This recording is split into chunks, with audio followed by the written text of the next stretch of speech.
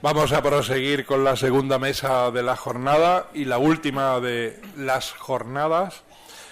Es también una mesa muy práctica. Esperemos que guste tanto como la anterior. Estoy seguro de que sí, porque es muy importante también.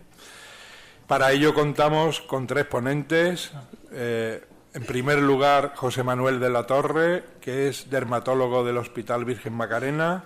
Hablará sobre las consultas frecuentes en ITS que debemos saber diagnosticar y tratar. En segundo lugar, sobre el periano y la espondilomatosis, el doctor Román Barabás, del Servicio de Dermatología del Hospital Virgen del Rocío. Y, por último, cerrará la mesa y las intervenciones de la jornada el doctor Pompeyo Viciana sobre el despistaje de la displasia anal en la población VIH, en tema en el que ha sido uno de los pioneros nacionales en este país sobre el papilomavirus y la importancia que tiene el papilomavirus en la infección por el VIH. Sin nada más, simplemente pedir a los ponentes que se ajusten al tiempo para que luego haya una discusión tan fructífera y tan enriquecedora como la que hemos tenido en la primera mesa. Muy buenas, sobre todo, ante todo, muchas gracias a la organización por contar conmigo y vamos a seguir un poco con la acción. ¿Qué debemos saber tratar o qué hacer para poder saber tratar? Lo primero, tenemos que saber tratar al paciente antes que la infección. Y como ha estado hablando previamente César, lo primero es dejar siempre todos los escrúpulos nuestros antes de entrar a la consulta, nada de prejuicios. Si no vamos a saber dejarlo, mejor dejarle el sitio a otro. Porque vamos a tener pacientes, como ya hemos estado viendo, con todo tipo de conductas sexuales. Vamos a tener pacientes que, aunque le digamos que tienen 300 ITS, se pueden quedar impertérritos y les da igual. O tendremos pacientes totalmente venerofóbicos que no soportarían tener ningún tipo de infección. También tenemos que tener en cuenta cómo se mueven nuestros pacientes. Puedo contar el caso de una paciente que venía como seguimiento de contacto de un chico que ya había diagnosticado de clamidia, y cuando le pregunté si él se había tomado su tratamiento, decía que para qué, si ya estaban los dos seguramente contagiados, que estaba esperándola a que ella se tomara el tratamiento y así se podían los dos hacer una foto tomándose la citromicina y subirla al Instagram. Así. Cada vez vemos más adolescentes en nuestra consulta. Tenemos, sobre todo, chicas que en su primera relación sexual se contagian sin querer de una infección de transmisión sexual y no pueden hablarlo con sus amigas porque muchas no saben ni siquiera qué es lo que es. Así que tenemos que crear un gran ambiente de confianza y centrarnos mucho en la educación sexual con estos pacientes, porque estamos en la época de la desinformación, desgraciadamente. También puedo contar otro caso de un chico de 24 años que, cuando fui a darle el diagnóstico de VIH, no sabía lo que era el VIH. Me dijo que no sabía lo que era el VIH. Y, desgraciadamente, 4 o 5 días antes habíamos diagnosticado a su pareja de VIH y ni siquiera lo habían hablado entre ellos. También, como ha estado comentando César previamente, tenemos que saber cómo se están moviendo nuestros pacientes. Tenemos que educarnos nosotros también un poquito a ellos, hablando de las redes sociales, cómo se están moviendo, cómo pueden quedar y tener contacto.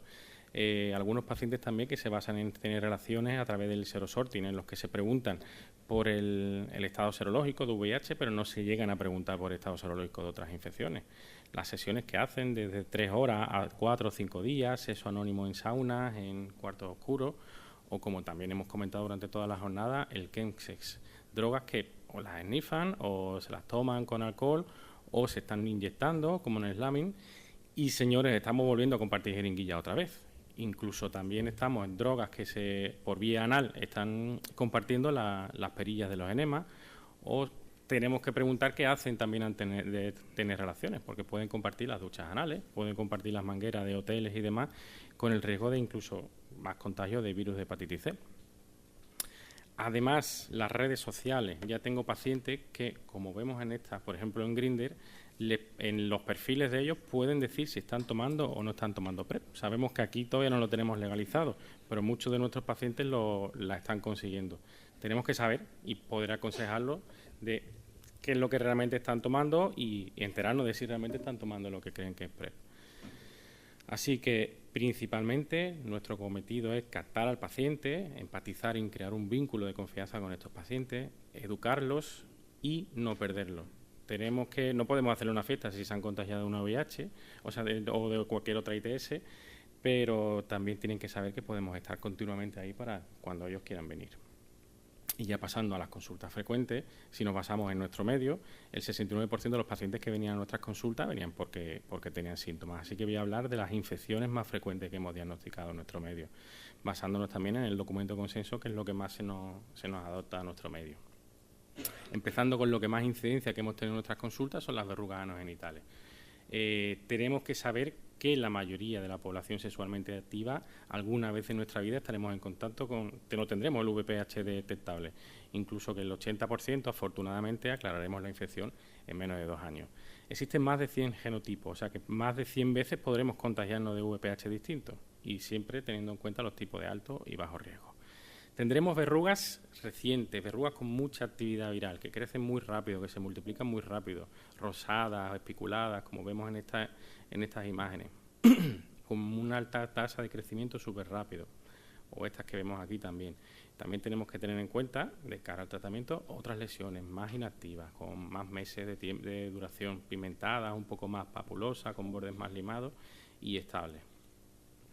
Importante diagnosticarnos. Vienen muchos pacientes desde su médico de familia con sospecha de virus de papiloma y lo que tienen realmente son moluscos, otra infección que podemos tratar en la misma consulta. Pacientes con lesiones vasculares, lesiones benignas como estos angiokeratomas que también venían horrorizadas las pobres pensando que tenían el virus del papiloma. Pacientes con fibroma blando que tienen lesiones desde muchos años y su médico les dice que sí o sí son virus del papiloma. O incluso pacientes que venían diagnosticados o con sospecha de tener un virus del papiloma, una verruga, y lo que tenían era un carcinoma epidermoide de pene. En cuanto al tratamiento, tenemos que focalizarnos si las lesiones son más activas o son más inactivas. Si son lesiones múltiples, si las lesiones son múltiples, con mucho crecimiento, más rapidez, con un tratamiento ablativo destructivo, nos quedaríamos cortos. Así que lo ideal es combinar tratamientos ablativos con tratamientos inmunomoduladores, como el imiquimod o la sinecatequina. En lesiones únicas, lesiones más estables, de más tiempo de duración, o igual no es suficiente simplemente con tratamiento destructivo, como la crioterapia que podemos hacer en consulta, el podofilino que también ponemos en lesiones de mayor tamaño, u otros medios, incluso tratamientos quirúrgicos. Las ideas que nos tenemos que quedar más importantes es que, aunque no tengamos verruga, aunque seamos portadores asintomáticos, si estamos infectados por el virus del papiloma, podemos transmitirlo y contagiarlo. Y cuando desaparezca la verruga, aún tenemos virus seguramente y podremos seguir contagiándolo. La infección no la curamos los médicos, la cura el mismo paciente con su propia inmunidad y que el preservativo, dependiendo de la localización de las lesiones, no nos elimina, no nos protege totalmente al 100%.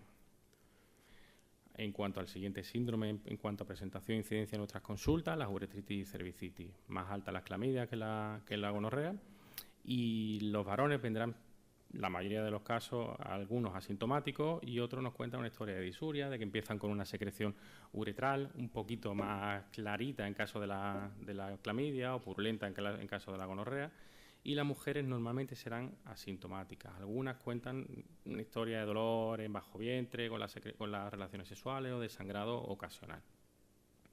Como ya hemos comentado esta mañana, la gonorrea podríamos diagnosticarla en consulta con una tinción de Gram, simplemente, además de las muestras de la toma de PCR y cultivo. Si vemos los diplococos Gram negativos intracelulares, como vemos en esta imagen, podríamos dar el diagnóstico inmediato y el paciente podría ya tratarse de la gonorrea desde la misma consulta. Nosotros estamos tratando, por ahora, si tenemos un diagnóstico de certeza de gonorrea, tratamos con la ceftriaxona.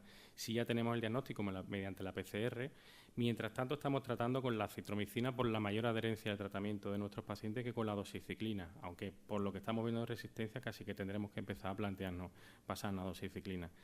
Que pacientes tratados y vemos que siguen teniendo clínica, como todavía no tenemos las pruebas de micoplasma, estamos tratando a pauta de micoplasma a ciegas. Actualmente se nos recomienda la pauta de acitromicina 500, 2 cápsulas de 250 el primer día y 4 días más con una cápsula de 250. Aunque en caso de resistencia tenemos que plantearnos el moxifloxacino, como hemos comentado también. Importante, avisar a los contactos sexuales de estos pacientes hasta los 6 meses previos. Si el varón era asintomático, en caso de una gonorrea, probablemente la infección haya sido 2 semanas antes, y en caso de una clamidia, el mes previo. Siempre tratar epidemiológicamente y preventivamente los contactos, sobre todo en caso de parejas estables, para romper la cadena de transmisión. Y recomendarle siempre al paciente abstinencia sexual o el uso de preservativo hasta el final del tratamiento de los síntomas, por los casos de resistencia a antibióticos o por caso de un posible micoplasma que no hayamos detectado con nuestras pruebas. Como idea, tener en cuenta siempre los portadores asintomáticos. Podemos ser portadores asintomáticos de clamidias y de gonococos rectales y faringeos. No tenemos una alta casuística en nuestro centro de linfogranuloma, pero como ya hemos comentado, es de especial importancia. Una lesión ulcerada que podemos tener en la zona del periano, incluso que puede dar una inflamación a nivel rectal, a nivel colónico, pacientes que se han diagnosticado una colitis inespecífica, que cuando se le hacen las pruebas no era una enfermedad inflamatoria intestinal tipo Crohn o tipo colitis ulcerosa, sino un linfogranuloma venéreo, o pacientes que han ido a operarse de masas rectales que realmente se trataba simplemente de un linfogranuloma venéreo. Al ser una clamidia, en nuestro medio, pacientes homosexuales, pacientes hombres que tienen sexo con hombres, que tienen sexo receptivo anal, se le está haciendo el serobar del linfogranuloma. Para no tratarlo con la citromicina, simplemente tendríamos que poner la doxiciclina 2 veces al día durante 3 semanas. Y en este caso, si sabemos que el preservativo es protector. Y hablando de la sífilis, esta enfermedad histórica con que tantos quebraderos de cabeza en algún momento nos puede dar su diagnóstico, tenemos que tener en cuenta que es cuando nos contagiamos de sífilis, entre unas 2, 3 semanas o hasta 3 meses después del contagio, podría o no aparecer el chancro, la sífilis primaria, que son estas lesiones ulceradas que pueden ser únicas o pueden ser múltiples, de bordes indurados, y lo más llamativo es que, por muy llamativas que sean estas lesiones, en la mayoría de los casos son totalmente asintomáticas. Como podemos ver aquí, incluso en la lengua, muchas veces el chancro en la zona oral, como es parecido a una llaga que no duele, pasa totalmente desapercibido. El chancro desaparecerá y entre 3 meses o incluso 3 años después de la infección podemos presentar el secundarismo sifilítico, una roseola sifilítica, que son lesiones maculosas, rosadas, asintomáticas, muy rara vez pican, que vienen a veces diagnosticados de urticaria, de eczemas, pacientes que se han tratado con corticoides, con inyecciones, con urbazón, como cuentan, y siguen las lesiones. Y además son muy características las lesiones palmoplantares. Diagnóstico diferencial. Hay lesiones en la piel que son rosadas, como las máculas que hemos visto previamente, y se trataría de una pitiriasis rosada, como en el caso que vemos aquí, es una enfermedad de la piel, en la que primero aparece una placa un poco más grande y luego aparecen múltiples placas similares, y tampoco es pruriginosa. A veces pacientes diagnosticados de sífilis realmente tenían una pitiriasis rosada, por lo que nos serviría hacerle el estudio de serología. O pacientes que han venido a nuestras consultas, como un psoriasis sistémico en gota, generalizado en gota, que realmente lo que tenían, una sífilis, y tenían un psoriasis en gota. El diagnóstico de la sífilis lo podríamos hacer clínicamente, pero a tener cuidado con la sífilis latente. Son sífilis que realmente la tiene el paciente y en ningún momento han dado clínica. Podemos hacer el examen directo en campo microscopía de campo oscuro, como está comentando Laura previamente, o basarnos en la serología. Las pruebas treponémicas tenemos que avisar al paciente de que siempre, una vez que se han positivizado, saldrán positivas. Aunque lo tratemos, seguirán positivas. Por si se hacen nuevas analíticas de serología de sífilis en otro centro, que no vuelvan a tratarlo si le sale positiva, y realmente no harían falta volver a declararla. Y luego tenemos las pruebas no treponémicas, que son las que nos sirven para valorar la eficacia del tratamiento. Tendríamos que confirmar que el título del RPR vaya bajando.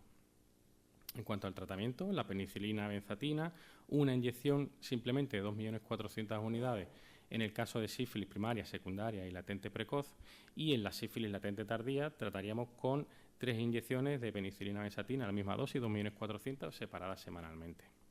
En la neurosífilis tendríamos que tratar intravenoso. Y en cuanto a los contactos, si tenemos un paciente y diagnosticamos de una sífilis primaria con su chancro, deberíamos investigar contactos de hasta 3 meses antes.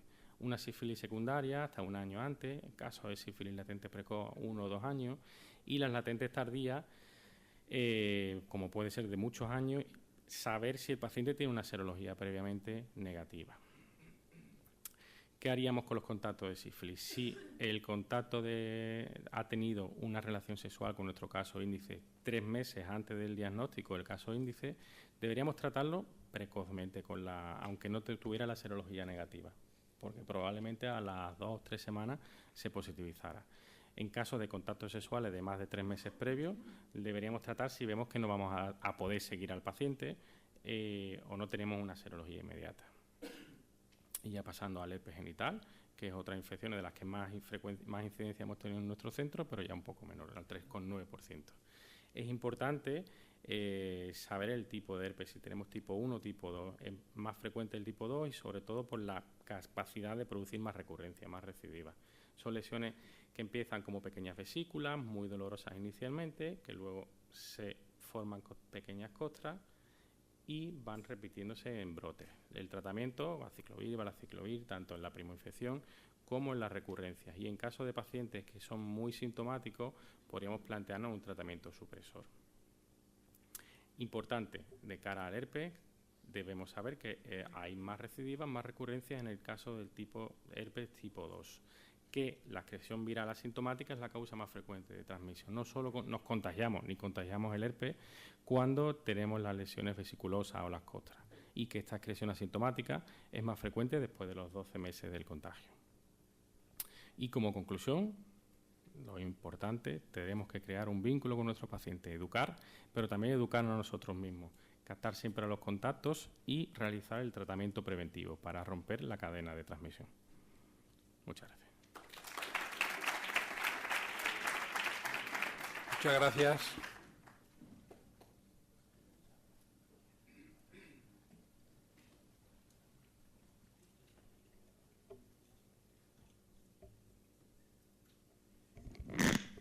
Bueno, pues muy buenos días a todos. Gracias por estar aquí un sábado, que sé que es complicado.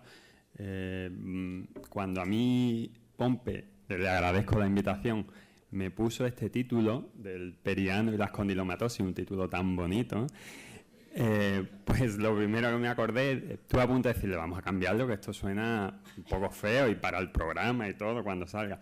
Pero después pensé y me acordé de una compañera mía, una dermatóloga, que cuando yo empecé a trabajar en la unidad que tenemos de enfermedades de transmisión sexual y mi consulta, que también veo dermatología del área genital en general, que me decía que yo ya no era dermatólogo, sino que yo era rumpólogo. Me quedé así, digo, ¿rumpólogo esto qué es? Entonces me puse a investigar y vi que existía la rumpología, ¿vale? Que el futuro está escrito en los pliegues y que es lo que yo hacía, adivinar qué es lo que le pasa a la gente por las lesiones que tienen en el periano. Entonces me planteé, digo, bueno, a lo mejor con esto saco más dinero que de dermatólogo. Voy a investigar más. Y cuando investigué más y vi que la madre de Rambo era la fundadora de esta pseudociencia, pensé, a lo mejor no es tan serio, mejor me dedico a lo que sé. Así que me quedé con mi periano normal. Bueno, empezamos, ¿vale? Voy a intentar que sea lo más práctico posible, muchas imágenes, y lo he dividido en dos partes. Uno, ver las lesiones en el periano, lo que podemos encontrar en la consulta habitual, ETS y no ETS, lógicamente, y después la condilomatosis, aunque ya ha dicho muchas cosas mi compañero José, que lo ha hecho muy bien, ¿vale? Bueno, el periano, como sabéis, eso es una zona de la piel que va desde la línea no cutánea a unos 5 centímetros, que sería la zona morada de aquí, ¿vale? Esa es la zona perianal, según la anatomía, y ahí es donde nos fijamos y donde asientan las patologías. Cuando tenemos un paciente que viene a consulta por afectación perianal, los motivos de consulta más habituales son estos: prurito o escozor, exudación o secreción, sangrado, dolor o sensación de masa a nivel perianal. Aunque también, como hemos estado diciendo todo el tiempo, va a haber pacientes asintomáticos. Os recomiendo este artículo de la Sociedad Alemana de Dermatología, que está en inglés, no está en alemán, que es muy interesante, muy práctico, ¿vale? Para los que estéis enfrentando a lesiones a este nivel, porque describe muy bien cómo orientarnos un poquito al principio cuando nos llegan los pacientes. En él me he basado, presenta unos algoritmos muy sencillitos, pero que nos pueden ayudar. Picor, si tenemos picor o escozor y es menor de 6 semanas, pues tenemos que mirar el periano, lógicamente, y si está normal, pues tenemos que pensar en lombrices, ¿vale? Las lombrices, los osiuros existen y hay que pensar en ellos cuando hay picor o escozor a ese nivel. Cuando hay eritema, pues tendremos que pensar en un eczema, podemos pensar en una cándida, en una tiña, los hongos y en el herpes genital. Prurito de más de 6 semanas. Si la piel está normal, puede ser un picor sin hemateria, un prurito sin hemateria, que es frecuente en dermatología. Podemos estar ante una piel eritematosa, roja, que también sea un eczema. Si como ya tiene más tiempo puede ser también una psoriasis, un payete extramamario. O si hay piel blanca, si hay mancha blanca, podemos estar ante alguna patología liquenoide o incluso ante una HSIL. Si hay exudación o secreción, pues pueden ser hemorroides, puede ser una proctitis, puede haber verrugas genitales o un eczema en un episodio más agudo, más exudativo. Si hay sangrado y es un sangrado corto, menor de 6 semanas, pensar en hemorroides o proctitis. Si es más de 6 semanas, pensar en una neoplasia. Si hay dolor, según las características y la clínica acompañante, podemos pensar en fisura anal. Si es persistente y se alivia con la difisión, en una trombosis. Si hay síntomas generales y es persistente, en un acceso anal, o si hay tenesmo y urgencia para defecar, en una proctitis. Y si tenemos sensación de masa, que el paciente dice que no le molesta nada, pero que nota hay algo, pues podemos estar ante hemorroides, lógicamente, o verrugas genitales, pero también ante un prolapso, una neoplasia o los skin tags, que después veremos, ¿vale? Esto un poco en cuanto al síntoma.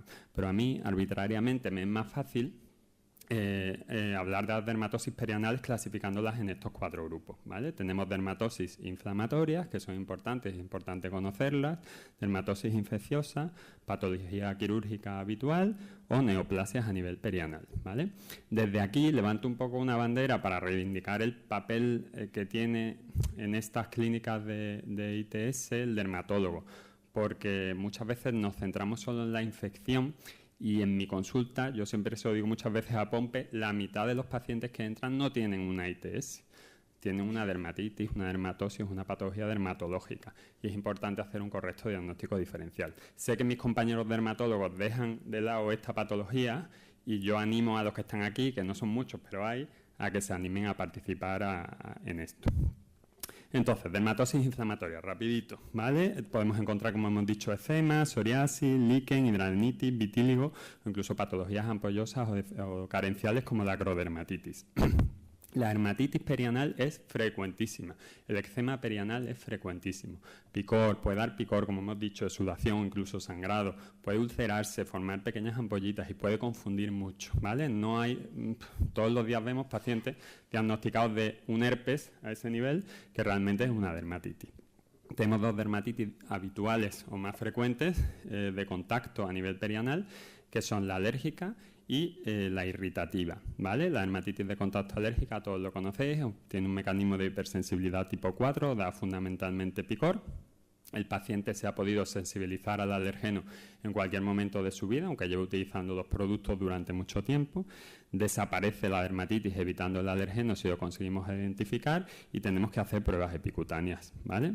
Mientras que la dermatitis de contacto irritativa, súper frecuente, es por exceso de lavado, pérdida de barrera cutánea, deshidratación, da más escozor, quemazón, y ahí suele ser más frecuente en pacientes que tienen una dermatitis de base. La dermatitis irritativa es un motivo de consulta súper frecuente en la clínica de ITS, porque los pacientes se lavan mucho esa zona, ¿vale? Por sus prácticas, y entonces vienen muy preocupados porque tienen molestias, picores, sudación, ulceración, heridas en la zona, piensan que es una ITS y realmente es por exceso de higiene, ¿vale? Exceso de higiene a ese nivel. Somos muy limpios, ¿vale? Entonces, esta tabla muestra los irritantes habituales, que no los alergenos, sino los irritantes habituales, tanto alimentarios como locales, ¿vale? Vemos que hay muchas comidas que pueden causar también irritación a nivel perianal, las comidas picantes hay que tenerlo en cuenta, el chocolate, los cacahuetes, la Coca-Cola, y también hay irritantes locales, como hemos dicho, todo lo que tiene que ver con exceso de higiene, el lavado, las toallitas íntimas, etcétera, ¿vale? Pero todos estos productos, o por lo menos los productos tópicos, no solo tienen implicación irritante, sino también pueden dar una verdadera alergia de contacto. Aquí os muestro los alergenos más comunes en la zona perianal que están estudiados, ¿vale? Entre los que hay perfumes, conservantes de los cosméticos, medicamentos varios, vehículos de algunas cremas, y los metales y las gomas, ¿vale? Y destacar como alergeno muy importante a este nivel el catón. El catón, que viene en las etiquetas de los productos como metil, cloro, eso que no hay quien lo pronuncie, ¿vale? Es un conservante que está en todo ahora, en todo, en champús, en toallitas, en cremas, en lubricantes, etcétera, ¿vale? se quitó o empezó a utilizarse cuando dejaron de utilizarse los parabenos, que la gente les tiene tanta manía. Entonces se puso este conservante y ahora en la última Academia Americana de Dermatología se le ha dado el galardón de contactante del año, es decir, alérgeno del año, ¿vale? Es muy frecuente. Entonces, bueno, dermatitis o un eczema de contacto a ese nivel, ¿vale? Molesto, picor, y tenemos que hacer las pruebas de contacto. Hemos tenido pacientes recientes, por ejemplo, que eran pruebas de contacto positivas a benzocaína de los problemas antihemorroidales o, como hemos dicho, al catón de las toallitas. Cuando un eczema está mucho tiempo y el paciente se rasca, al final acaba con una liquenificación simple, un líquen simple crónico a ese nivel, que puede dar incluso ese aspecto de pseudoverrugoso, que puede incluso confundir, ¿vale? Psoriasis, frecuentísima también, hasta el 45% de los pacientes con psoriasis, que pueden ser hasta un 1% de la población, van a tener lesiones genitales o inversas, es decir, en los pliegues. Se confunden muchas veces con micosis o con otras patologías de transmisión sexual. Y va a coexistir, y eso es importante a la hora de descartar que sea otra cosa, con lesiones de psoriasis en uñas, cuero cabelludo, conducto auditivo externo, etc. Lo mismo, placa brillante, bien delimitada en la zona perianal, o en esta señora, por ejemplo, un poquito más exudativa y más llamativa, que venían todas diagnosticadas pues, de hongos muchas veces, o a veces de herpes también, ¿vale? Lesiones más llamativas de psoriasis inversa, que hay que conocerle, hay que mirarle las uñas o el cuero cabelludo, preguntarle si tiene caspa, pues si tiene caspa y tiene esto, pues a lo mejor es que es una psoriasis, no es otra cosa. Líquen esclerosoide atrófico, otra hematosis inflamatoria muy frecuente. Sabéis que es una enfermedad inflamatoria crónica, sobre todo en la mujer posmenopáusica, mayores de 60 años, que se atrofia, se esclerosa, se puede ulcerar, o sea, diagnóstico diferencial con las úlceras genitales, predominio sobre todo femenino y en hombres no circuncidados, y el riesgo que tiene es que en el 5% de ellos pueden degenerar en un carcinoma espinocelular, ¿vale? Es importante conocerlo y tratarlo. Vemos la típica afectación perianal, esclerosada, fisurada, y a nivel anterior, pues lógicamente tienen también esclerosis, parafimosis y balanitis obliterante, ¿vale? Dejamos las dermatosis inflamatorias, no puedo decirlas todas, pasamos a la dermatosis infecciosa, lógicamente, ¿vale? Tenemos infecciosas que son de transmisión sexual y otras que no lo son. El herpes genital a nivel perianal es muy frecuente, hay que pensarlo, hasta el 80% de los casos es tipo 2, suele haber inflamación y dolor, y el problema que tiene a nivel perianal es que muchas veces se sobreinfecta, las úlceras se sobreinfectan y nos hacen difícil el diagnóstico porque cambian las lesiones, ¿vale? Y el paciente no lo ve, no se ve, entonces no lo ve tan claro, no está claro que haya habido burbujitas, vesiculitas, etcétera. Cuando los pacientes están inmunodeprimidos, hubiera mal control, puede haber necrosis y una extensión importante. Vemos lesiones, arracimadas, ulceradas típicas, o pacientes con muy mal control, inmunodeprimidos por el motivo que sea, pueden hacer un herpes simple que llamamos crónico, hipertrófico, que se mantiene, ¿vale? Sífilis, claro, lógicamente, como ha dicho José antes, a nivel perianal puede haber lesiones de sífilis primaria, como los chancros, o de sífilis secundaria, como los condilomas planos. Es importante también conocerlo y no confundirlo. Tiñas, pues claro, tiñas interglúteas es frecuentísimo, ¿vale? Normalmente vienen ya tratadas con corticoides y son difíciles su diagnóstico, hay que pensar en ellos y cultivarlos, ¿vale? A veces los pacientes se rascan, tienen picor, se ulceran y también confunden. Este paciente, por ejemplo, llevaba, creo que era 6 años, empezó con una tiña en la zona del periano, ¿vale? Que se fue extendiendo, la espalda, las piernas, y ya tenía la tiña, más tiña que no tiña, ¿vale?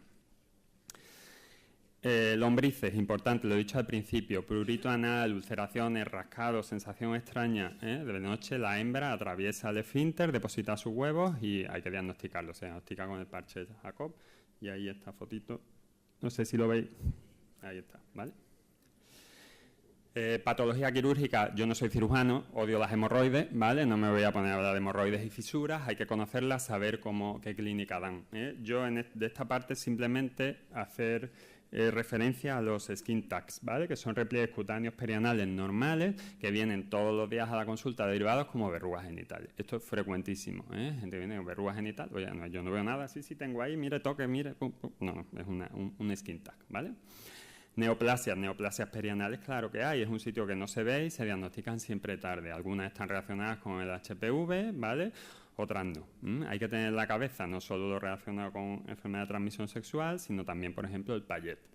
El taller extramamario es más frecuente en la vulva, lo sabéis, en mayores de 60 años, pero como predomina en zonas donde hay glándulas apocrinas, en la zona perianal también se puede dar. Si se diagnostica tarde, el destrozo que hace el tratamiento, que es la cirugía, pues es muy importante, ¿vale? Entonces hay que conocerlo y puede presentarse como una úlcera, un eritema, etcétera. Otro tumor peligroso, el melanoma. ¿Existen melanomas a nivel perianal? Pues claro que existen. Son infrecuentes, menos de un 1% de los tumores anorrectales. Son de difícil diagnóstico, el paciente no se lo ve. A veces se confunden con verrugas y sobre todo se pueden confundir con verrugas cuando son amelanóticos, es decir, cuando no tienen pigmento, que tienen muy mal pronóstico por lo tanto. Y a veces hemos visto melanomas quemados por ahí, con crioterapia, no sé cuánto, una verruga que no se cura, ¿vale? Supervivencia a 10 meses solo, ¿vale? A veces cuando abren está todo dentro, ¿vale? Bueno, y ya dejamos el periano un poco, ¿vale? Y vamos a pasar, sin repetirme mucho con lo que ha dicho José, al tratamiento de los condilomas acuminados o verrugas anogenitales, que como últimamente parece que prefiere llamarse, aunque a mí me parece un poco cursi eso, pero bueno. Sabéis, y no repito, los serotipos del HPV que lo causan son de bajo riesgo, son el 6 y el 11. A veces hay que tener presente que puede haber coinfección con otros HPV, sobre todo en pacientes VIH. Es un reto terapéutico por la gran tasa de recidivas y la variabilidad clínica en ocasiones. Hay que hacer un buen diagnóstico diferencial y después, como es una patología muy prevalente, cuesta mucho dinero. Entonces hay que tener en cuenta los gastos por individuo. El coste medio directo por paciente es de 850 euros y los indirectos son de 1.056 euros. Eso lo he leído por ahí publicado y la verdad que alucino. La incidencia, la prevalencia, pues no tenemos datos, ¿vale? Está todo muy infradiagnosticado en cuanto a la verruga genital porque no hay registros. Parece ser, según estudios observacionales y revisando historias, etcétera, que la incidencia de nuevos casos está en torno a 118-205 por 100.000 habitantes en la población europea, siendo la tasa de incidencia máxima en las mujeres más pronto, entre los 20 y 24 años, que en los hombres. En España creo, esto no estoy seguro, pero creo que los únicos que lo están recogiendo como EDO numérica desde el 2007 son los catalanes, ¿vale? Con su sistema integrado de vigilancia epidemiológica, corregirme si no es así, y desde 2011 han visto una ascendencia clara hasta el año 2014, que es cuando están los registros. Aquí no se está el papel de la vacuna, que como saben se introdujo en torno el 2012, etcétera, pues no está reflejado todavía. Veremos que sale en el siguiente informe. En los países que llevan vacunando desde hace más tiempo con la vacuna tetravalente, que cubre los serotipos 6 y 11, sí ha habido una reducción significativa en la incidencia, como sabéis, en Australia, Dinamarca, Bélgica, etcétera. Para que se transmita el HPV tienen que pasar unos 2 meses más o menos medio de aparición, con cualquier tipo de actividad sexual, no voy a repetirme. Importante, como decía antes César, no jugar. Yo sigo teniendo compañeros que cuando aparecen verrugas en la zona perianal dan por hecho que ese paciente ha tenido, como habéis dicho antes, recepción, ¿cómo era la forma cursi de decir? Exacto, y no tiene por qué, porque por la excreción viral a través del flujo vaginal puede aparecer verrugas en zona perianal sin que haya habido sexo anal, o parece que es así. Es una infección de campo que puede afectar a cualquier zona del tracto genital inferior. Por contacto digital es un poquito más difícil de transmitir, pero puede darse. El contacto vertical no está tan claro, como ahora veremos, y por fomites no está demostrado, ¿vale? Factores de riesgo: inicio temprano de actividad sexual, el tener otra ITS o tener VIH te da 7 veces más riesgo de tener verrugas genitales. El tabaco, fumar, porque actúa sobre las células de Langerhans, disminuyendo la capacidad inmunitaria a ese nivel, bajo nivel educativo y relaciones con pacientes no circuncidados, ¿vale? Clínica, la sabéis, os voy a poner fotos simplemente. Las verrugas, como ha dicho José, pueden ser de muchas formas. Estamos acostumbrados a verlas acuminadas, tan bonitas, pero a veces están más antiguas, están más alisadas, están más queratinizadas, pueden estar más pigmentadas según el fototipo del paciente y pueden confundir, ¿vale? Para diagnosticarlo, pues una historia en condiciones, una exploración física, el ácido acético se puede plantear utilizar, la dermatoscopia, que es una herramienta que utilizamos los dermatólogos, cada vez hay más publicaciones al respecto, biopsia en algunos casos y la detección de HPV ahora veremos, ¿vale? La historia sexual correcta, yo no voy a andar más y sobre todo hay que ver, porque tiene implicación el tratamiento, como ha dicho también José, cuánto tiempo llevan las verrugas, desde cuándo las tiene, si están saliendo más, si se están multiplicando o si son verrugas estables que llevan mucho tiempo, etcétera, ¿vale? Si ha recaído, si es la primera vez que le pasa y así. Exploración física lo mismo, si son verrugas recientes, si son antiguas. ¿Por qué? Porque la actividad viral va a tener una implicación terapéutica a la hora de elegir con qué tratamiento vamos a utilizar. Entonces, lesiones, bueno, múltiples, ¿vale? Horquilla inferior, un poquito queratinizada, más bien rositas, color piel, ¿vale? De mayor tamaño, paciente inmunodeprimida, ¿vale? Con un lupus y rituximab, que hizo estas lesiones tan llamativas. Del cuerpo de pene, más pigmentadas, más rosadas, perianales, a nivel de la vulva en esta zona, pero también lesiones más distales, perianal, este paciente con verrugas en los dedos, que además tenía sus verrugas genitales, más pigmentadas y más queratinizadas, prolapsando por la zona perianal, en el cuerpo del pene, o esta chica que estaba regular. ¿Vale? El ácido acético es útil, pero no es específico, ¿vale? Eso puede identificarnos lesiones subclínicas, tarda poquito tiempo en hacerse, puede dar falsos positivos en zonas inflamadas y heridas, que es muy frecuente, o falsos negativos, ¿vale? En lesiones de larga población, escasa actividad viral. La dermatoscopia no se utilizaba, la utilizamos para las lesiones pigmentadas y los carcinomas, etcétera, como todos sabéis, ¿vale? Pero hay muchas publicaciones ya en cuanto a patrones dermatoscópicos con alta sensibilidad y especificidad, que como sabéis es una técnica no agresiva, que utiliza la luz polarizada para diagnosticar si realmente estamos ante una verruga genital en caso de duda. Vale, pues ya, bueno, hay distintos patrones que si uno se lo sabe lo puede utilizar y te viene bien para evitarte a lo mejor en lesiones atípicas una biopsia o cualquier cosa, ¿vale? Son distintos patrones en mosaico y digitiforme. Biopsia hay que hacerla, cada guía dice un poco una cosa, pero cuando no responden al tratamiento o las lesiones son atípicas, lógicamente hay que biopsiarlos, ¿vale? Porque puede haber hay alguna displasia debajo, ¿vale? No os voy a contar que hay una biopsia de un condiloma, ¿vale? Son las imágenes, destacar solo los coilocitos, ¿vale? Que dan idea de que es una verruga viral y no de otro tipo. La detección de HPV no está recomendado en las verrugas así en forma general. Fundamental, y esto es lo más importante de todo, diagnóstico diferencial, ¿vale? Los condilomas, no toda la verruga que aparece en la zona perianal, de donde sea, es un condiloma, ¿vale? La gente viene asustada, atemorizada con la madre, peleada con la mujer, Hay que tener cuidado con lo que se dice si no se está seguro, ¿vale? Estructuras anatómicas normales, lo más frecuente. Hay una serie de estructuras en nuestra anatomía que la gente no conoce, pero que las tiene y que no se había mirado hasta que no ha empezado a utilizar el pene o lo que sea para hacer lo que sea, ¿vale? Entonces vienen muchísimos chicos asustados porque se han visto una cosa, estos son verrugas, me la han pegado, desde luego, ¿vale? Pápulas hirsutoides o perladas del pene en la corona de glande, frecuentísimos, ¿vale? Esto vemos gente asustada y gente con esto quemado, que se lo han quemado, que tiene tela. A este nivel también, ¿ves? El aspecto digitiforme que tienen en la corona de glande, esto no tiene nada que ver con el HPV. Y en la mujer igual, ¿vale? Las pápulas vestibulares, vemos aquí, ¿vale? Las podemos ver con más detalle, ¿verdad? Que parecen verrugosillas, pero tiene ese aspecto de dedo, del mismo color de la piel. Tampoco hay que quemarle a nadie esto, ¿vale? Ahí lo veis, ¿vale? Uy.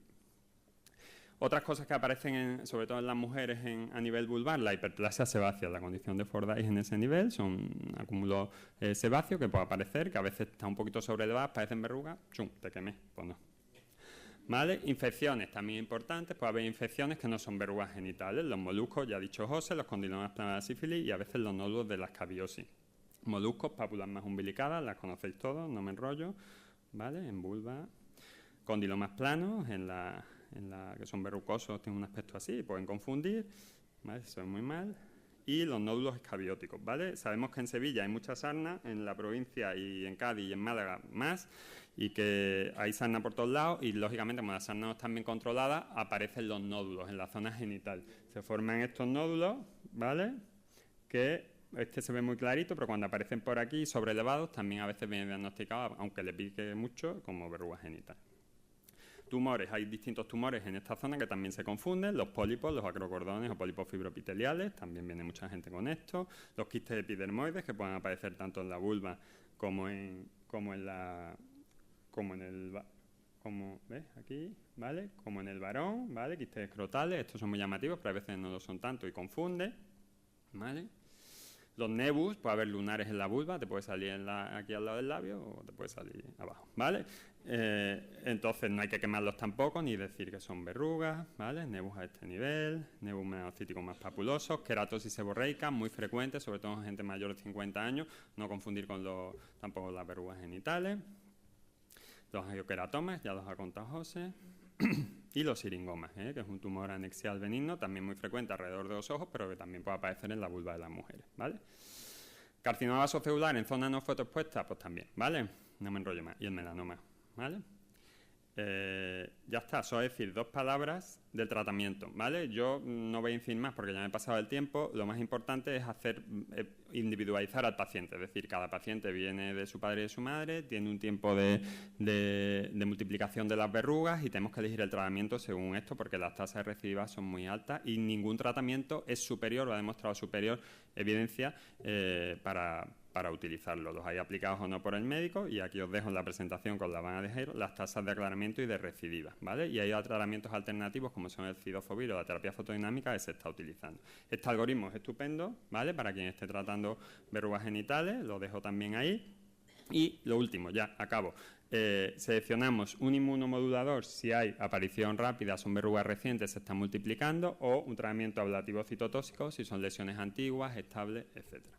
Y si no, pues vamos combinando, ¿vale? Las embarazadas solo se pueden utilizar métodos ablativos y la transmisión no está clara que sea solo por el canal de parto, sino que puede ser de otra forma también, o sea, si por la leche materna o incluso en las mismas cesáreas, ¿vale? Entonces no hay indicación de cesárea electiva porque haya verrugas genitales. Y lo que os había dicho antes, ya está, ¿vale? Perdón.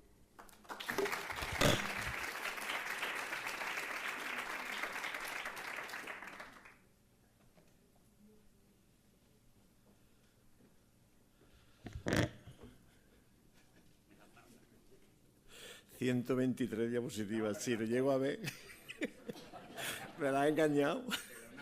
No, vaya, lo que quiero decir es que aunque haya 123, me ha encantado. Y realmente yo creo que aprendemos todos de muchas cosas que has contado y como tú dices, ahí os lo dejo. Sí, realmente esto va a estar un año entero colgado, ya todas las presentaciones las podéis bajar a los móviles o a los ordenadores y realmente yo creo que es una fuente de lectura en un momento dado de acercarnos cuando tengamos un problema en consulta, que es lo que queríamos. Vale. Bueno, yo voy a hablar de despistaje de displasia anal en población VIH, ¿vale? Entonces, bueno, como ya se ha hablado mucho de HPV, pues voy a ir mucho más rápido, pero lo centro en cáncer de ano, ¿vale? Entonces ahí tenéis a la izquierda las curvas de a qué edad desaparece el cáncer de ano. El cáncer de ano es un cáncer muy poco frecuente, afecta al 1 o al 2% de la población general, entre 1 y 1,5, ¿vale? Un poquito más en la mujer que en el varón. Fijaros esa curva de edades. La roja es población general, la negra es en población con infección VIH. Queréis ver que cómo la incidencia se adelanta en la edad. Y otra cosa que es que a partir de los 24, 25, 26 años es cuando empieza la incidencia de cáncer de ano. Antes vamos a decir que hay realmente poco. ¿Por qué tiene la importancia el cáncer de ano en población VIH? Pues porque es el tumor que actualmente no define SIDA, y yo creo que debería definir SIDA, porque es un tumor oportunista, como después veréis a lo largo de la charla. Ahí tenéis como el cáncer de ano, o del periano, es 27 veces más frecuente. ¿Teníais un puntero en algún lado? Sí. Es 27 veces más frecuente que en población que no tenga el VIH, exactamente igual que el sarcoma de Kaposi es como 5.300 veces más frecuente en población VIH que no VIH. Pero fijaros, el cáncer de cervix. El cáncer de cervix está catalogado como que una mujer VIH con cáncer de cervix ya es un criterio de SIDA, cuando solamente es 5,6 veces más frecuente en la mujer VIH que en la no VIH, ¿vale? Entonces, cuando vemos cuánto es la masa de este tumor, del cáncer de ano. Este es un clásico que de Piketty, que se publicó en el 2012, en el que ya veía cómo si en población general es este 1% hombres y mujeres, en la población con infección VIH, tanto en población heterosexual, que era del 6 al 14, del 8 al 45 en varones no homosexuales y en cambio en varones en gay sería una incidencia a 95 casos por 100.000. Cuando se estableció el despistaje del cáncer de cervix en la mujer, las tasas que había de cánceres eran fundamentalmente en África y se llegaron a valores de 80 mujeres por 100.000 al año. Esa es la incidencia, una incidencia horrible que motivó el hacer el despistaje. Fijaros cómo esos mismos valores se han alcanzado en la población VIH. Vale, yo lo que hice el otro día fue revisar cómo estábamos. ¿Sabéis cómo estamos? Nosotros tenemos diagnosticado actualmente en nuestra corte 17 cánceres de ano. En el año 2017 hemos diagnosticado 3 nuevos cánceres de ano. Tenemos una población en seguimiento ahora mismo de 2.400 personas infectadas por VIH.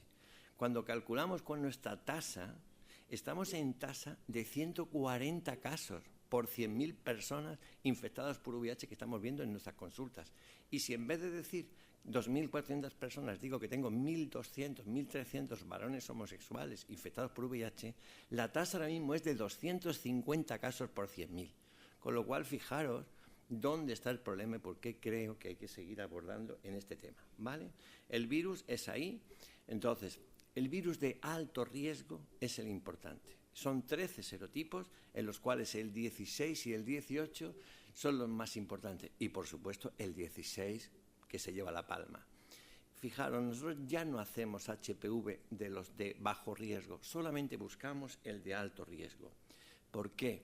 Pues porque si cogemos este estudio del ICO de Barcelona, en el que le mandan las biopsias de cánceres de ano de todo el mundo y cogen la secuencia de cuál es el virus que está dentro de ese cáncer de ano, pues fijaros cómo globalmente, en azul, digamos que el 80% de todos los cánceres a nivel de cualquier parte del mundo, de edad, de sexo, lo está produciendo el HPV 16.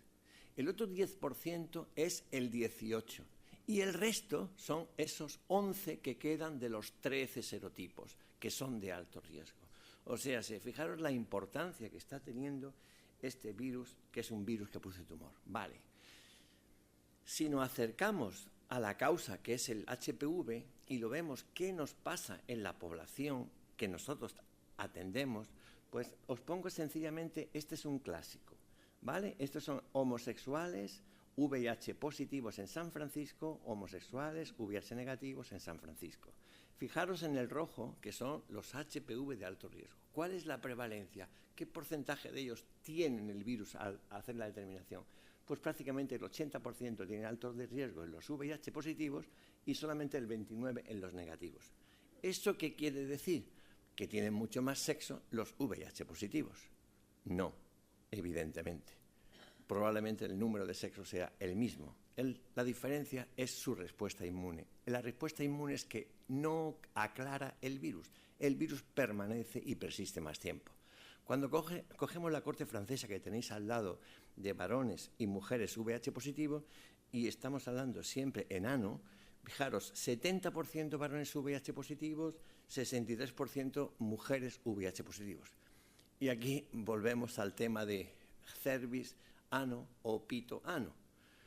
En el ano, fijaros, en varones homosexuales, en varones que la gran mayoría de esos son homosexuales, con mujeres prácticamente es lo mismo. Quiere decir que en la mujer infectada por VIH, independientemente de que tenga o no tenga relaciones anales, la tasa de infección es más alta en ano que en cervix. Hay más HPV en mujeres en ano que en cervix.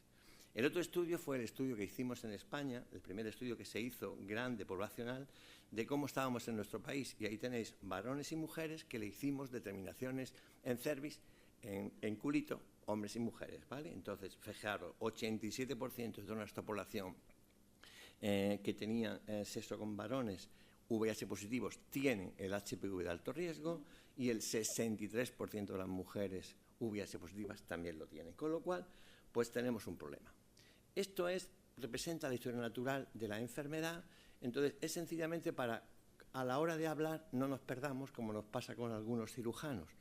O sea, es un virus que infecta la membrana basal de la mucosa. ¿De qué mucosa? Pues precisamente de la mucosa del epitelio de transición, del epitelio que es plano a nivel del ano o del cuello del útero, con recto o con útero que empieza a ser estratificado. En esa línea de separación es donde se produce e infecta. Y esa infección va de abajo hacia arriba aumentando. Entonces, ¿qué decimos? Pues que la lesión, cuando afecta al tercio inferior, hablamos de una lesión de bajo grado. En la antigua clasificación es la displasia leve, que era el AIN-1 si es en ano, el CIN-1 si es en cervix, el PIN si es en pito, en pene, el BIN si es vulva. El 2 es cuando afectaría a los 2/3, ya empieza a hacer lo que se llama una lesión intraepitelial escamosa de alto grado, y el cáncer se produce cuando la membrana basal se rompe y penetra adentro del cuerpo, de la submucosa, ¿vale? Entonces, esta historia natural está fundamentalmente hecha por la respuesta inmune. Entonces, hay que tener claro que cuando un virus de HPV infecta, va a producir cambios celulares. Esos cambios celulares son los que en la citología nos dicen displasia leve, o que el citólogo diga ASCUS, no sé qué células son raras, no sé qué son. Eso generalmente habla del inicio de una infección. Pero ¿qué ocurre? Que sí, también puede producir una exageración y dar lesiones, digamos, de alto grado, citologías de alto grado. Pero generalmente, en la gran mayoría, en el 90%, 95%, esas lesiones en 6 meses, 1 año, desaparecen en población general. En población general. ¿Y eso cuándo ocurre? Pues cuando se empieza el sexo. Por eso a las mujeres no hay que llevarlas al ginecólogo cuando tengan relaciones sexuales de iniciales, sino a partir de los 26 años, porque si empezamos con 16, 18 años a llevarla al ginecólogo, es muy fácil que tengan displasias y que el ginecólogo ya llame hablando de conizaciones, porque van a tratar. Se aclara solo. Población VIH no se aclara, permanece más tiempo. Pero ¿qué ocurre? Que hay un periodo de latencia que puede ser más o menos prolongado, y al cabo de años y años y años aparece el problema. ¿Qué quiere decir con todo esto? Pues que cuando tenemos una persona con una displasia, no podemos decir esto ha sido tu pareja, esto pudo ser hace mucho tiempo. La latencia es otra característica de esto. Y bueno, es una característica porque precisamente la infección es una infección intracelular. El virus se mete dentro de la célula y termina integrado en el núcleo. ¿Qué ocurre? Pues que no da respuesta inmune. Y en el VIH, si es un virus que se esconde dentro de la célula y no da respuesta inmune, permanece y brota al cabo del tiempo. ¿De acuerdo? Vale. El objetivo del despistaje es esto: identificar para tratar lesiones que consideramos de alto grado, o sea, la displasia de las 3 capas de la mucosa. ¿Con qué objeto? Pues el objetivo es intentar saber si así no van a progresar a cáncer. Eso aún no se ha demostrado. Lo estamos haciendo, pero no tenemos la evidencia de que al hacerlo vamos a disminuir la incidencia de cáncer. Entonces, las 3 fases son esto. Cribado. ¿Cómo se hace el cribado? El cribado se hace mediante una citología anal. Y nosotros pensamos que evidentemente y con HPV. Y esperemos demostrarlo dentro de nada, ¿no, Karin? El diagnóstico. ¿Cómo se hace el diagnóstico? Pues igual que en mujeres, si el despistaje, el screening y la citología, y hay una citología displásica, o sea, con cambios celulares, lo que hay que hacer es acercarse, entrar dentro y mirar. Eso implica anoscopia de alta resolución, búsqueda de zonas que nos parezcan displásicas, que nos parezcan feas, y tomar biopsias de ellas. Si tenemos ya una biopsia con una displasia moderada o grave, pues bueno, se pueden hacer cosas, pero en principio lo que nosotros estamos haciendo es tratarlas para evitar que no progresen. Por cierto, de esos 17 cánceres que tenemos, solamente 2 han pasado por el despistaje, y esos 2 que han desarrollado cáncer fueron gente que abandonaron, que no quisieron hacerse el seguimiento. O sea, en todos los que están en seguimiento, por ahora nosotros no hemos tenido ningún cáncer en la evolución de todas las que tenemos, ¿de acuerdo? Vale, seguimos el mismo esquema prácticamente que la mujer, ¿vale? Pero es muy diferente. ¿Por qué es diferente? Porque cervix existe todo un aprendizaje. Los ginecólogos aprenden cómo es el cervix, dónde están las lesiones. Es algo que es muy uniforme. En cambio, el ano es una mucosa que es muy cambiante, tiene pliegues, cada uno tiene su culito, y cuando lo ves por dentro siempre es el mismo de cada uno, pero es muy diferente uno de otro. Varía, hay muchos pliegues y el acercamiento no es tan así. Pero el esquema es muy parecido. O sea, ¿qué se hace? El DARE es el tacto anal, anorrectal, la exploración anorrectal, ¿vale? Más citología anal. Entonces, si la citología es de displasia, y displasia incluye todo, el ascus que aparece un alto grado, el bajo grado, la lesión intraepitelial escamosa de bajo grado y la lesión intraepitelial escamosa de alto grado. Esto, cuando se pone lesión intraepitelial escamosa, no es un cáncer. Pensar que estamos hablando de lesiones que pueden ser precancerosas, pero nunca hablamos de cánceres. Bueno, pues si hay displasia, lo que hay que hacer es, segundo paso, la endoscopia de alta resolución con toma de biopsias. Si la toma de biopsia dice esto es un cáncer, pues va directamente a su tratamiento de su radioterapia o su quimioterapia, o las dos cosas. En cambio, si es una lesión de una displasia de alto grado, o sea, lo que se llama neoplasia intraepitelial anal, que no es un cáncer, y hemos tenido gente que han llevado a quirófano porque ha interpretado el cirujano que esto era un cáncer, bueno, pues lo que se hace es tratamiento local, ya sea con una termocoagulación, con un bisturí eléctrico o incluso con imiquimod. Y si es de bajo grado, pues sencillamente se va repitiendo la prueba anual.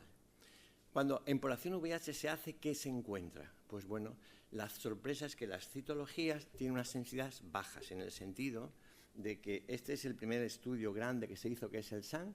Aquí tenéis homosexuales, mujeres o heterosexuales, y veis cómo la prevalencia de HPV de alto riesgo, 89%, 84%, 52% menos en varones heterosexuales, y la citología, 9%, 3 y 1% de lesiones de alto grado. Ya nos está diciendo que en la población HSH es la que mayor riesgo y mayor alteraciones tienen. Fijaros, tendrían citología normal el 40%, el 65% o el 80%. Cuando vemos en mujeres de población general, la citología, digamos, anormal representa el 6 al 8%. Y aquí estamos hablando de que la anormal es prácticamente el 60 o el 70%, con lo cual el segundo paso, que es la endoscopia, implicaría mucho.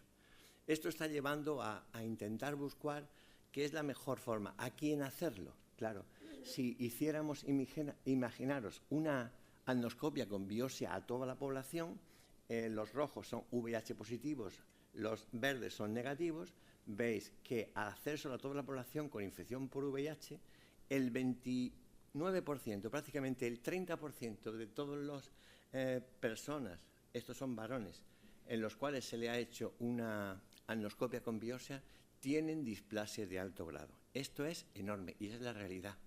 Si estamos diciendo que prácticamente el 90% tiene un HPV de alto grado, y si decimos que si le hacemos una endoscopia y le tomamos biopsia, nos vamos a encontrar que 1 de cada 3 tienen ya lesión de alto grado, pues diríamos, oye, ¿cómo no vamos a tener un mogollón de cánceres? Pero es, ¿por qué no tenemos muchos más? Porque realmente tenemos, pero no tenemos muchísimos más. Y es probablemente porque el ano tiene una mucosa que es diferente del cervix. El cervix progresa rápidamente, en cambio el ano, digamos, es más dificultoso. Esto es una especie de ¿qué ocurre? O sea, cuando tenemos una población que tiene una biopsia con displasia de alto grado, pocos de ellos van a progresar. ¿Cuántos progresan cuando tienen ya una biopsia de alto grado? Pues vamos a decir que la progresión es del 1 o el 2% a los 2 años. Prácticamente una persona, o sea, 1 de cada 400 progresaría a cáncer en 2 años. Pero es que sabemos que prácticamente 1/3 de ellos espontáneamente al año, incluso a más, van a disminuir y van a regresar a lesiones de bajo grado sin hacerles nada, Lo que estamos haciendo es tratando estas lesiones porque estamos viéndonos para acá. Evidentemente hay cosas que sabemos, por ejemplo, el tratamiento antirretroviral, el tener una carga viral indetectable, el tener los CD4 siempre por encima de un valor de 350, hace que la regresión de las lesiones hasta hacerse normales son más frecuentes. Pero si os dais cuenta, implica que esto hay que hacer un cierto seguimiento. ¿Cuándo vamos a tener la evidencia? Las evidencias se están dando dos pasos. Un paso es el SPAN. El SPAN es un ensayo clínico en el que está incluyendo personas, hombres y mujeres. Homosexuales solamente de más de 36 años. El ANCHOR. El ANCHOR, este es el ensayo clínico que incluye hombre y mujer de más de 35 años, a los cuales lo están buscando quien tiene lesión de alto grado. Y los que tienen lesión de alto grado, hay unos que los tratan, o sea, los termocoagulan, y a otros no los tratan. Punto final, cáncer. ¿Qué le está ocurriendo? Es un ensayo a muchos años, 8 o 10 años. ¿Qué le está ocurriendo? Que cuando incluyen los pacientes, terminan dándoles miedo y se salen del ensayo. Y dicen que ellos quieren tratarse si tienen lesión. Y el otro estudio es el SPAN, que es el australiano, que lo que están haciendo es la historia natural. Australia no trata las lesiones de alto grado. Entonces, lo que está haciendo es, cada 6 meses le hacen anoscopia y biopsia y los siguen. Y son los que nos están contando cómo el 30% regresan y cómo hay un porcentaje muy bajo que progresan. Cuando ellos tienen 3 anoscopias con biopsias de lesiones de alto grado y ven que están creciendo, entonces cuando las tratan. Pero no hacen otra cosa. Bien, con todo esto, las guías de recomendaciones lo que están diciendo que es algo que hay que hacer. La última es la de Nueva York de este año, que recomienda el tacto rectal, la citología anual y anoscopia de alta resolución a todos los que tengan una citología anomalar. Esto es las recomendaciones de a quién habría que hacerle esto, pues varones homosexuales, no VIH positivos, varones VIH positivos, mujeres VIH positivos o mujeres con displasias de cervix elevadas. ¿Y cuándo? A partir de los 26 años. A partir de los 26 años habría que hacérselo a toda esta población. Esto es cómo se hace la citología, la toma de la citología. Es una citología que es sencilla, siempre en medio líquido. Hay que hacer la inspección del periano, hay que hacer el tacto rectal y no tiene nada más. No, es sencillo. Esto permite en medio líquido ver las células perfectamente. Ahí tenéis el famoso coilocito, que esto da diagnóstico de infección por HPV y es una displasia leve, que es el núcleo rodeado de un círculo blanquecino y, pueden formarse en grupos, pero no dejan de ser coilocitos. Es muy fácil para los patólogos ver esto. ¿Por qué digo que el HPV es importante y cuál de ellos? Fijaros, esto es un metaanálisis de varones y mujeres. Lesiones, citologías normales, bajo grados, alto grado y cánceres. Fijaros, este incremento se refiere al 16 en el VIH negativo y al 16 en el VIH positivo. O sea, el 20% de las citologías normales van a tener HPV 16, en bajo grado sube un poco, los de alto grado prácticamente el 40 al 50 están por el 16, pero cuando van a los cánceres son los que se van arriba. Incluso el 18, los otros serotipos cambian. O sea, el 16 es el que da miedo y hay que verlo. Esto pasa en mujeres, que es exactamente repetido. Cuando decimos los otros tipos de altos grados, pueden estar aquí dentro, pero no van a cáncer, ¿vale? Por eso creemos importante. Este es el ano y los 5 centímetros alrededores, que sería el Pompe, pecho. estás en tiempo. Genial. Bueno, pues ano y cervix son parecidos, pero no son iguales. Ahí os quiero resaltar la prevalencia del alto grado. En población general es del 1% la displasia de alto grado, pero en cambio en la población homosexual VIH positivo la lesión de alto grado es del 30 al 40%, con lo cual implica muchísimo. La regresión es del 30 al 40% en los varones VIH positivos y en mujeres pues también existe la regresión. La progresión a cáncer en mujeres muy rápida. Y no estoy hablando de mujeres VIH positivas, mujeres de población general. 1 de cada 80 mujeres con lesiones de alto grado en cervix van a progresar a cáncer, frente a 1 de cada 400 a 600 en los varones, en el ano. Problemas, tratamiento. ¿Cómo se trata esto? Pues en mujeres se quita el cervix, el cuello, y ya está. En cambio, el culito no se puede quitar. Con lo cual tenemos que hacer ablaciones y tiene una tasa de recidiva enorme. enorme. Tenemos recidivas del 50, del 60, del 70%, con lo cual implica un tratamiento continuo. Bueno, la técnica además tiene un aprendizaje que es largo. Esto es la anoscopia de alta resolución, que todo tiene su técnica y su aprendizaje. Lo que se hace es que se coloca un anoscopio, se ve la zona, se localizan.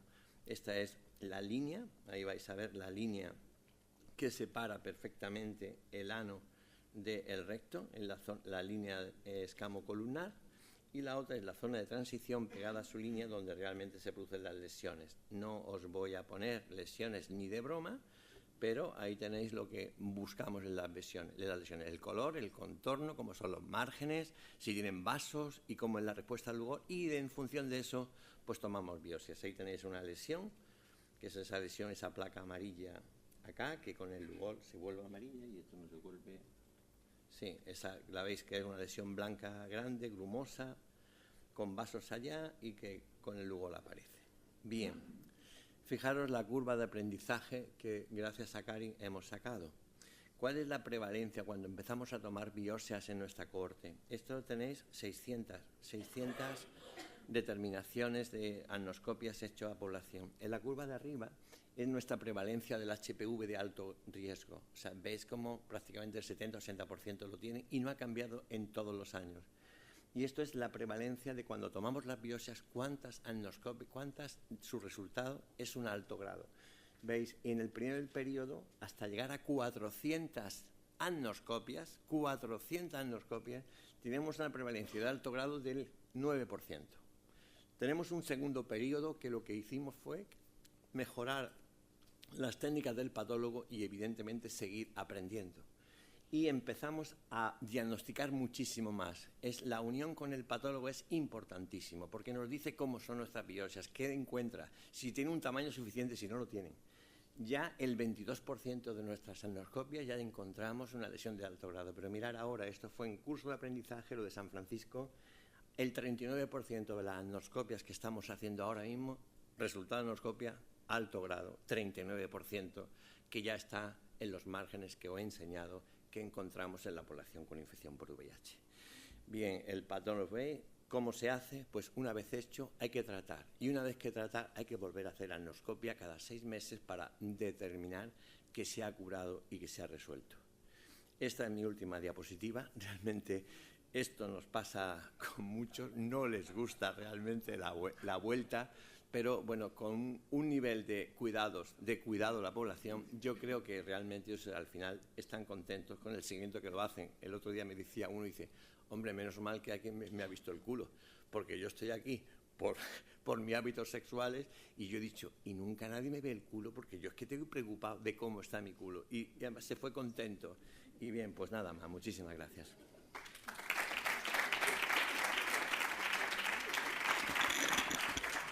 Bueno, muchísimas gracias a los tres por vuestras excelentes ponencias. Realmente nos habéis dejado anonadados. Anonadados. Ahora, antes de dar paso a las preguntas de vuestras dos ponencias, una conclusión que creo que sacamos todos es que en los centros de salud, en los centros de ITS, lo habéis dicho, debe de haber un dermatólogo al menos, y en donde no somos centros de ITS, pero nos dedicamos también a las ITS, creo que la relación entre los infectólogos y los dermatólogos en esta patología debe ser también tremendamente fluida y fácil para esa cantidad de patología que nos habéis enseñado y que no es infectológica pura, pues tenerla también aprendida. Y Pompeyo, voy a abrir con una pregunta. Yo no sé cuántos centros, cuántos hospitales en España, las unidades de VIH, hacen ya el despistaje del papilomavirus en porcentaje, no lo sé. A nosotros, concretamente, nos convencisteis hace ya tiempo y montamos la consulta de seguimiento, pero todavía hay muchos compañeros que, en base a lo que tú has dicho, las no evidencias científicas de si realmente eso sirve para disminuir el desarrollo de cáncer anal, no consideran todavía que el cribado se debe de incorporar en nuestro quehacer diario. En 2 frases, por no decir 2 palabras, ¿qué le dirías tú a nuestros compañeros que aducen eso?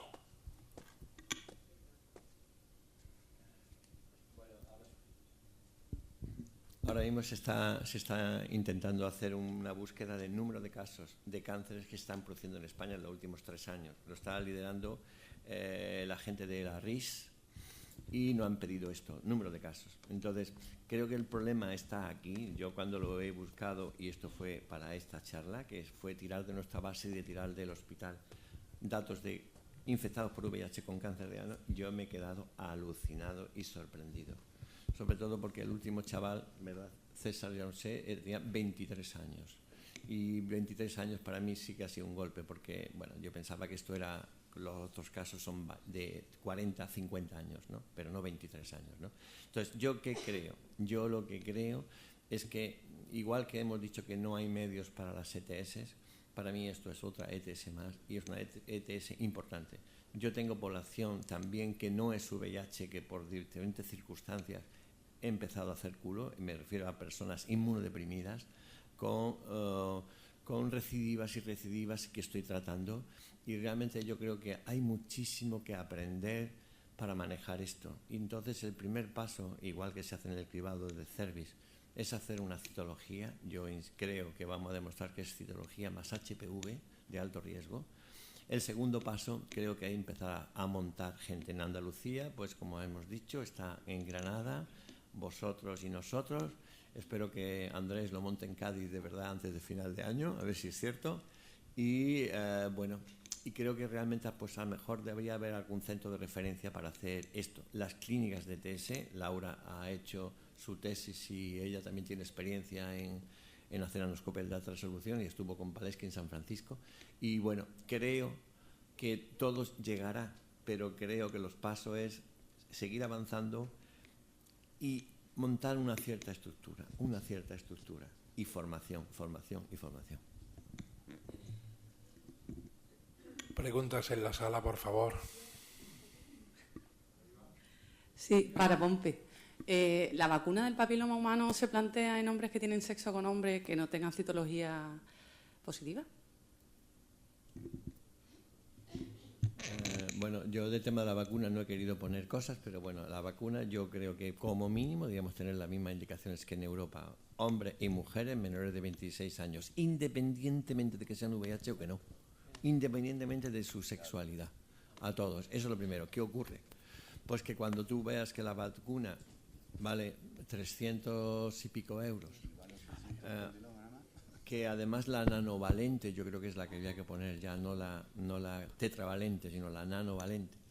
Cuando Andalucía eligió por barata inicialmente la bivalente, menos mal que se ha cambiado y ahora pone la cuatrivalente, pues, ¿qué quiere? Yo no puedo decirle, como yo he visto escrito en informes de este hospital, en ginecología, tiene usted una infección por papilomavirus tal, le hemos conizado y entonces le recomendamos que se vaya usted a la farmacia y se compre la vacuna y se la ponga. Tú fíjate tú, qué locuras, ¿no? Me da miedo, o sea, yo no puedo recomendar a una persona de más de 26 años porque los estudios que hay no han demostrado eficacia. Hay Cranston, que es una persona que trabaja en HPV, que curiosamente ahora está en Barcelona, en Belviche. Cranston está llevando un ACTG americano que está evaluando la rentabilidad de la vacuna en personas VIH positivas. Ha presentado sus datos basales de cómo es la base. Y yo sé, hablando con él y hablando con otros, de que ese estudio parece que no va a demostrar eficacia. Entonces yo no lo puedo recomendar. Sí, José Manuel, felicitarte a ti y a todos los ponentes. Y has hablado del tratamiento de la sífilis. Yo te quería hacer la experiencia que tú tienes o que has leído. Tratamiento de la sífilis en embarazadas con alergia constatada a beta-lactámico. ¿Qué propones? ¿Macrólido? ¿Desensibilización? Esa sería mi pregunta. Y la segunda pregunta que te quería hacer. ¿Esa analítica que mandáis desde el centro ETS al laboratorio de referencia va con nombre y apellido o va codificada con un número de historia de ETS? Es la segunda pregunta que te quería hacer. Muchas gracias. Con las embarazadas, afortunadamente no he tenido ninguna todavía alérgica a penicilina, pero según las guías siempre lo que hemos visto es desensibilización. Siempre desensibilización.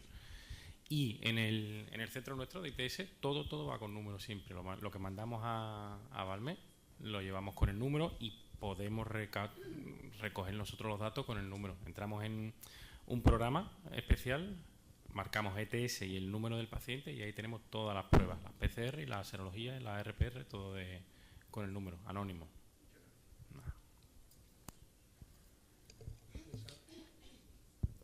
Bueno, yo con respecto a lo el despistaje de las displasias anales, yo creo que nos queda todavía mucha información sobre el pronóstico y evidencia. Sin embargo, lo que quería decir es que hasta que no tengamos nueva información, creo que lo más sensato es tratar. De alguna manera conservadora, que no olvidemos lo que puede sentir el paciente de estar sometido a una consulta constante. Y de acuerdo a lo que nos digan los resultados, tanto el SPANC como el ANCHOR, pues al final tendremos que cambiar nuestras directrices. Pero hoy por hoy también creo que tratemos hasta que tengamos más evidencia, sin olvidar el estrés y ansiedad que pudiera conllevar con el paciente. Lola. Bueno, iba a tratar un tema similar a lo que ha comentado aquí mi compañero. Yo es que soy de las escépticas todavía y porque todavía no hay evidencia. No hay evidencia de que lo que se está haciendo realmente lleve a unos resultados positivos. Pompe nos ha hablado de las tasas de recidiva de los tratamientos que hay actualmente disponibles y a lo mejor es que no son los adecuados, no lo sé, ¿sabes? Entonces, nosotros no tenemos todavía montado nada.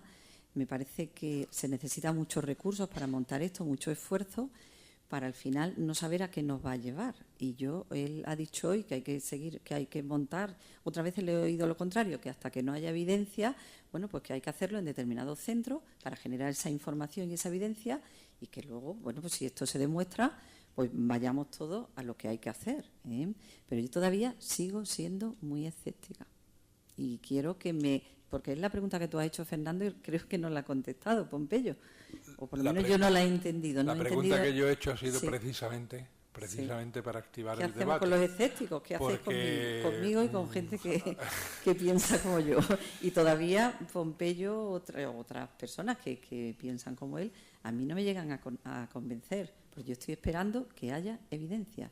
Y esas evidencias todavía, Pompeyo, yo no las he visto, ¿sabes?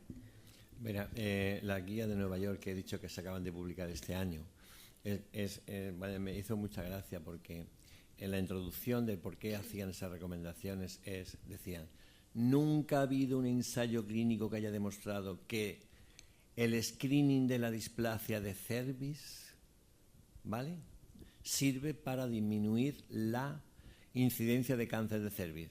La historia nos demostró que estábamos acertados.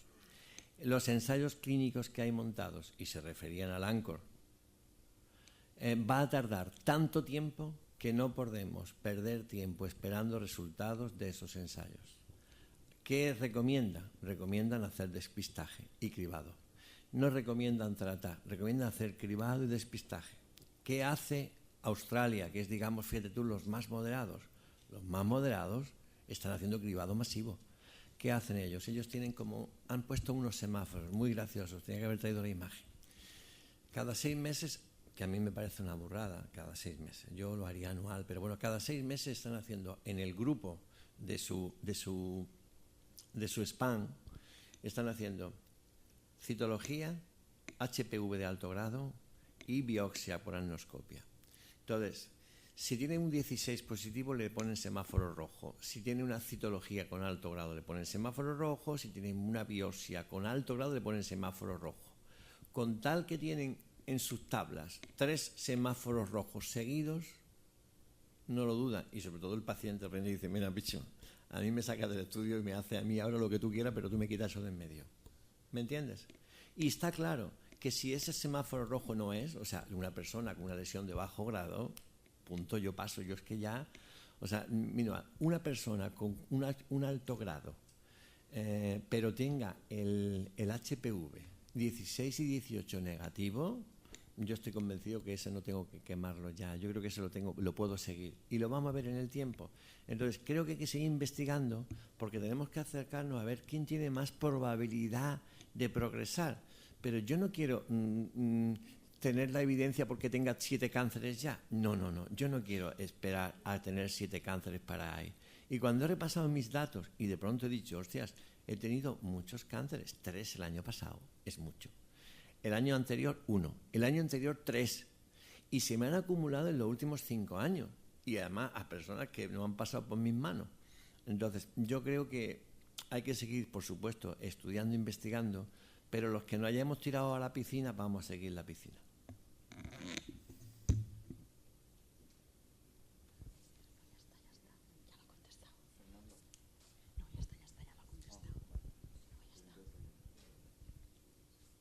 Bueno, muy de acuerdo con tus opiniones, Pompe.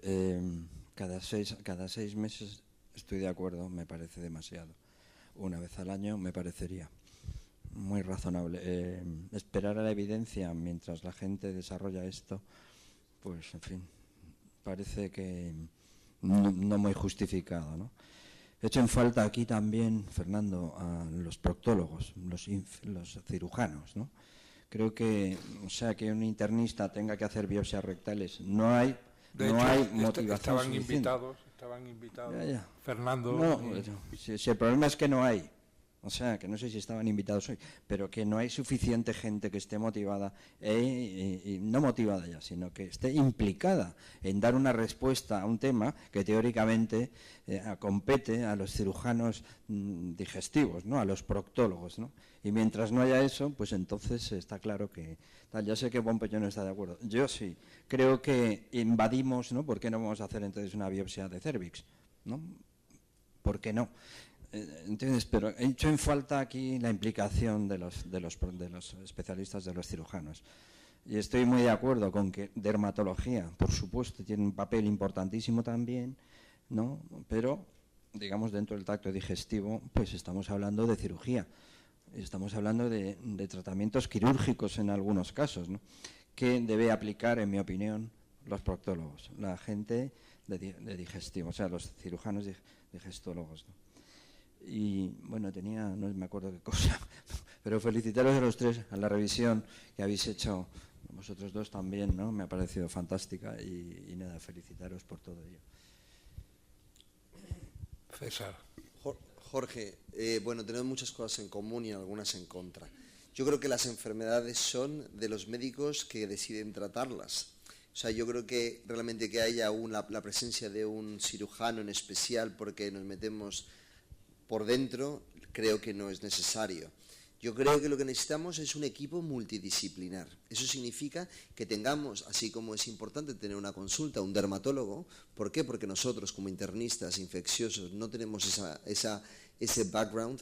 Creo que es importante tenerlo. De la misma manera, tendríamos que tener, por ejemplo, un cirujano de referencia que en situaciones en donde yo ya no puedo hacer una biopsia o coger una biopsia, en ese momento hacer una referencia. Y por otro lado, dentro de este equipo, que de hecho no se lo había comentado a Pompeyo, pero una oncóloga de ese hospital me dijo, oye, estoy viendo muchos cánceres de ano y no sé qué hacer. Oncóloga.